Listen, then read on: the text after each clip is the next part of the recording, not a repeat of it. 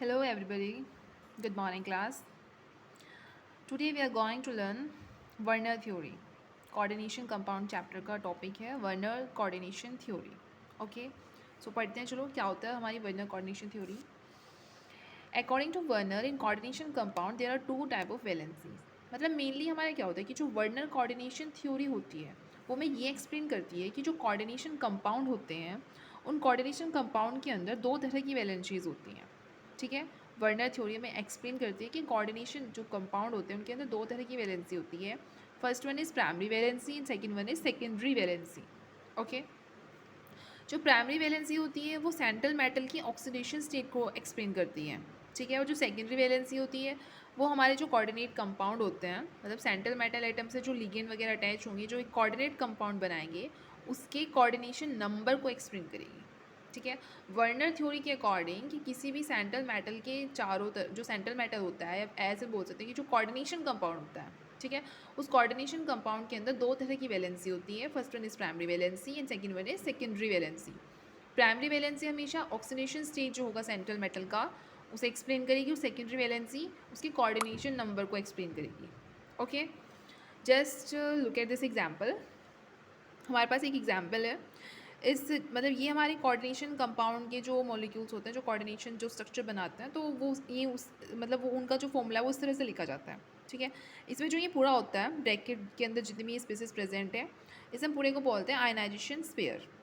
Okay, और ये हमारा सेंट्रल मेटल होता है और इससे ये हमारे लिगेंड्स अटैच रहता है. तो जो ये ब्रैकेट के अंदर लिगेंड्स होते हैं इसे हम बोलते हैं सेकेंडरी वैलेंसी बताते हैं, या फिर इन्हें कोऑर्डिनेशन नंबर भी बोलते हैं. 6 है ना ये, तो ये सेकेंडरी वैलेंसी को भी एक्सप्लेन करेंगे, ये कोऑर्डिनेशन नंबर भी हमें बोलते हैं. ठीक है, और ये हमारा ये ब्रैकेट हमारा हो जाता है कोऑर्डिनेशन स्फीयर, क्योंकि इसके अंदर जो लिगेंड जो कोऑर्डिनेशन नंबर को एक्सप्लेन कर रहा है वो प्रेजेंट है, तो ये हमारा कहलाता है कोऑर्डिनेशन स्फीयर.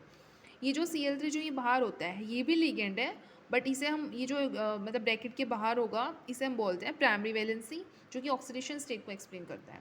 ये यहाँ पर भी हो सकता है, इस साइड भी हो सकते हैं. कुछ ऐसे होते हैं जो मतलब ब्रैकेट के बाहर इधर होते हैं, कुछ स्टार्टिंग में होता है, तो वो कोई चीज़ मैटर नहीं करती.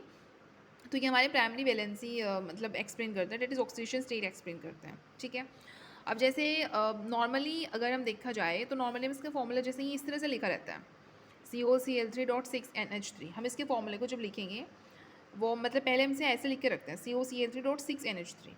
तो इस फॉर्मूले में क्या होता है कि जब ये कोऑर्डिनेशन जो कंपाउंड है जब ये आयनाइज होता है, कि आयनाइजेशन जब करेगा, आयनाइज होगा, तो एक पॉजिटिव चार्ज में ब्रेक होगा और एक साइड निगेटिव चार्ज में. तो ये कुछ इस तरह से ब्रेक हो जाता है. ठीक है, प्राइमरी वैलेंसी और सेकेंडरी वैलेंसी की फॉर्म में हम इसे कुछ इस तरह से जब हम रिप्रेजेंट करेंगे, तो नॉर्मल हमारा जो कोऑर्डिनेशन कंपाउंड का जो फॉर्मूला होता है वो ये होता है. ठीक है, बट जब हम इसमें हमें ये एक्सप्लेन करना है कि हमें इसके अंदर मान लो क्वेश्चन दे दें कि प्राइमरी वैलेंसी एक्सप्लेन करो, सेकेंडरी वैलेंसी एक्सप्लेन करो, तो हम क्या करते हैं प्राइमरी वैलेंसी और सेकेंडरी वैलेंसी की फॉर्म में से इस तरह से राइट डाउन करते हैं. ठीक है, CONH3 3 positive plus Cl negative. मतलब ये क्या होता है, ये आयनाइज हो जाता है. ये CO और NH3 जो है ये पॉजिटिव चार्ज में ब्रेक हो जाएगा, आयनाइज हो जाएगा, और ये जो Cl3 है ये निगेटिव फॉर्म में मतलब ब्रेक हो जाएगा. तो ये हमारा आयनाइज हो जाता है. तो ये जो है हमारा ये क्या करता है, ये ब्रेक नहीं होता. ठीक है, मतलब ये आपस में तो ब्रेक हो गए, बट ये स्पेसिस एक ही निकली है ना, तो ये सेंट्रल मेटल एटम और जो ये लिगेंड से अटैच है एक निकली है, ये ब्रेक नहीं हुई.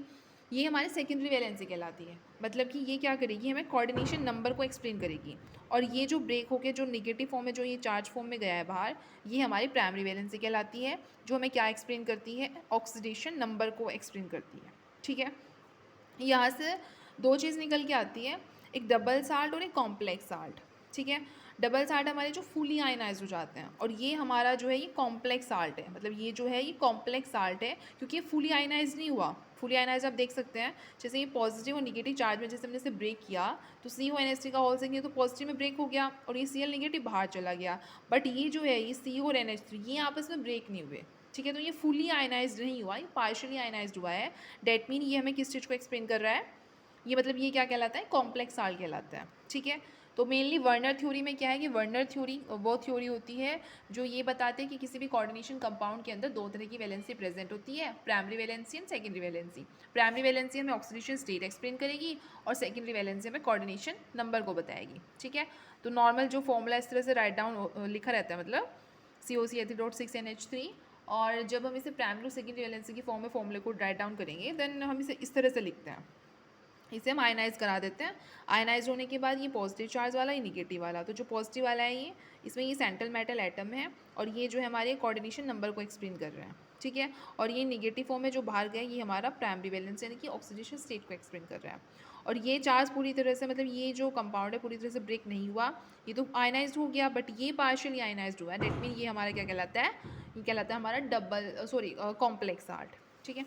डबल साल्ट का एग्जाम्पल हम देख सकते हैं कि डबल साल्ट के केसेस में क्या होता है, ये जैसे K2SO4 Al2SO4 का ऑल्ट्राइज ये हमारा है, तो ये क्या होगा, ये फुली आयनाइज हो जाता है, ठीक है। मतलब कि ये अलग हो गया, SO4 2 माइनस ये अलग टूट गया, ये L+T24H2O, तो ये फुली आयनाइज हो चुका है, इसलिए ये डबल साल्ट कहलाता है, ठीक है। बट कोऑर्डिनेशन कंपाउंड जो मेनली होते हैं वो हमारे फुली आयनाइज नहीं होते, वो पार्शियली आयनाइज होते हैं और इसलिए वो क्या करते हैं, वो प्राइमरी और सेकेंडरी दो तरह की वैलेंसी में उन्हें डिवाइड करते हैं, जिससे हमें कोऑर्डिनेशन नंबर का और ऑक्सीडेशन स्टेट का पता कर पाते हैं। अब एग्जाम्पल देख लो, पहले फॉर्मूला देख लेते हैं कि कोऑर्डिनेशन नंबर फाइंड करने के लिए हम क्या करते हैं कि जितने भी यूनिडेंटेड लिगेंड होंगे उन सबके नंबर लेंगे, प्लस अगर उसके अंदर बाइडेंटेड लिगेंड है तो वो 2 से मल्टीप्लाई हो जाएगा, प्लस अगर उसके अंदर ट्राइडेंटेड लिगेंड है तो वो 3 से मल्टीप्लाई हो जाएगा, और सारे लिगेंड्स को हम मतलब ऐड कर देते हैं। मेनली कोऑर्डिनेशन नंबर हमारा यही होता है ना कि सेंट्रल मेटल से कितने लिगेंड्स अटैच है, वही हमारा कोऑर्डिनेशन नंबर होता है। तो अगर यूनिडेंटेड लिगेंड अटैच है, यूनिडेंटेड का मतलब है जो कि सेंट्रल मेटल एटम को सिर्फ एक इलेक्ट्रॉन डोनेट कर रहे हैं, तो वो 1 से मल्टीप्लाई होकर लिखा जाएगा। अगर बाइडेंटेड लिगेंड अटैच है मतलब जो 2 इलेक्ट्रॉन डोनेट कर रहे हैं सेंट्रल मेटल एटम को, तो वो 2 से मल्टीप्लाई होकर लिखा जाएगा। और जितने नंबर के ट्राइडेंटेड लिगेंड होंगे मतलब जो 3 इलेक्ट्रॉन डोनेट करेंगे, तो जितने नंबर के वो होंगे, जितने भी वो होंगे उनकी 3 से मल्टीप्लाई करके लिखेंगे। एग्जाम्पल आप देख सकते हो, ये हमारे पास एग्जाम्पल है, इसमें जो ये इथाइलिन होता है ये बाइडेंटेड लिगेंड होता है, मतलब जो ये हमारा कोबाल्ट है सेंट्रल मेटल एटम, इसे ये कितने, ये 2 इलेक्ट्रॉन डोनेट करेगा, 2 इलेक्ट्रॉन डोनेट होने की वजह से हम क्या करेंगे, हम इसकी मल्टीप्लाई 3 के 2 से कर देंगे, और बाकी इसके अलावा कोई और लिगेंड यहाँ पर प्रेजेंट ही नहीं है, तो 2 × 3 कितना हो जाएगा 6, डेट मीन इसका कोऑर्डिनेशन नंबर कितना है 6। ऐसे यहाँ पे देख सकते हो, यहाँ पर जो ये कोबाल्ट से जो ये लिगेंड अटैच है ये भी हमारा ये मोनोडेंटेड लिगेंड होता है, ठीक है। अमोनिया हमारा सिर्फ एक ही जो अमाइन ग्रुप क्या करता है, सिर्फ एक ही मतलब इलेक्ट्रॉन को डोनेट करता है सेंट्रल मेटल को, तो इसकी हम क्या करेंगे, 4 हमारे पास ये लिगेंड है तो 4 की x में मल्टीप्लाई कर देंगे। और यहाँ पे ये क्लोरीन है, क्लोरीन भी लिगेंड की तरह लिगेंड ही है यहाँ पर, तो क्लोरीन कितने इलेक्ट्रॉन डोनेट करता है सेंट्रल मेटल एटम को, 1 इलेक्ट्रॉन डोनेट करता है, और यहाँ पर 2 क्लोरीन है तो 2 × 1, और इनका हम ऐड कर देते हैं तो 6 हमारा कोऑर्डिनेशन नंबर आ जाएगा। सो ये हमारी वर्नर थ्योरी होती है, डैट मीन जो हमें क्या एक्सप्लेन करती है किसी भी कोऑर्डिनेशन कंपाउंड के अंदर प्राइमरी वैलेंसी और सेकेंडरी वैलेंसी, मतलब कोऑर्डिनेशन नंबर को और उसके ऑक्सीडेशन स्टेट को एक्सप्लेन करती है, वही हमारी कहलाती है Werner coordination theory. Thank you.